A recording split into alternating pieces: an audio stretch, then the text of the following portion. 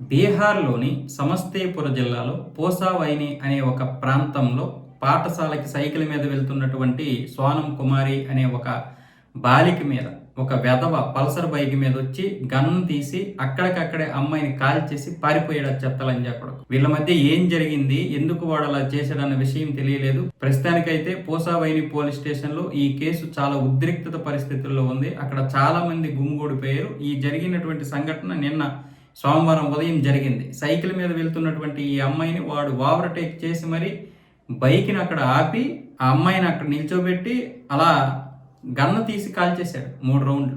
మనం ఇప్పటి వరకు ఏమన్నాం, జంగిల్ రాజు అన్నాం.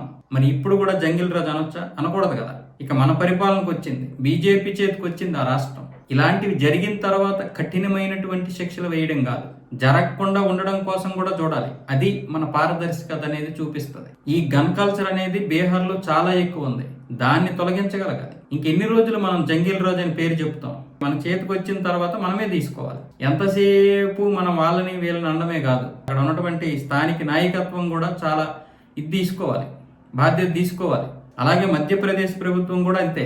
మధ్యప్రదేశ్ ప్రభుత్వంలో కూడా చాలా వరకు అలసత్వం ఉంది. ఇది కేంద్ర ప్రభుత్వానికి చాలా చెడ్డ పేరు. ఈ బీహారు అలాగే మధ్యప్రదేశ్. బీహార్లో కొంతవరకు మారుస్తున్నారు, కానీ ఏం మార్పులు? ఈ యొక్క సంఘటననే కాదు, చాలా దారుణాలు జరుగుతున్నాయి. వాటన్నింటికీ కూడా అంటే ఇప్పుడు ఇళ్లల్లో జరిగినటువంటి సమస్యలను ఎవరు ఏం చేయలేము.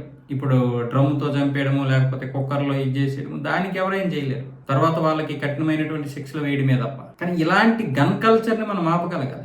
ఇలాంటి వాళ్ళని నడి రోడ్డు మీద ఉరేయలేము, ఎందుకంటే చట్టాలు మనకు అలా ఇవ్వలేదు కాబట్టి. కానీ కఠినమైనటువంటి శిక్షలతో అందరికీ భయం కలిపేలా చూడాలి. అదే కదా బీజేపీ ప్రభుత్వం యొక్క ప్రత్యేకత. ఇప్పుడు మన దీంట్లో జరిగింది, ఇంతకుముందు వాళ్ళ దీంట్లో కూడా జరిగిందని చెప్పుకుంటే మనకేంటి ఉపయోగం? బీజేపీ అంటే ఇదిరా అని మేము గట్టిగా పోరాడగలగాలి కదా. ఇలాంటి రాష్ట్ర నాయకత్వాల మీద కూడా దృష్టి పెట్టాలి, ఖచ్చితంగా ఫోకస్ చేయాలి కేంద్ర ప్రభుత్వం. వాళ్ళ యొక్క సమస్యలతో వాళ్ళు పోరాడుతున్నప్పుడు ఇక్కడ రాష్ట్ర నాయకత్వం ఇక్కడ రాష్ట్రాన్ని బాగా చూసుకోవాలి. మనం ఇంకా వాళ్ళ పేరు వీళ్ళ పేరు చెప్పుకోలేము. మన పేరు మనం చెప్పుకుంటాం. మనం అధికారంలో ఉన్నప్పుడు ఎవడైనా మన పేరే చెప్తాడు, మనల్నే ప్రశ్నిస్తాడు. మంచి చేసినా మనల్నే పొగుడతారు, చెడు చేసినా మనల్నే తిడతారు. ఇప్పుడు ఇలాంటివి జంగిల్ రాజు హయాంలో జరిగాయి. జంగిల్ రాజు మనుషులే చేశారు అన్నాం అనుకోండి, వాడి మీద నెట్టేసామనుకోండి, రేపు ఏదైనా మంచి చేస్తే జంగిల్ రాజు మీద నెట్టేస్తామా? ఆ క్రెడిట్ మనం తీసుకుంటాం కదా.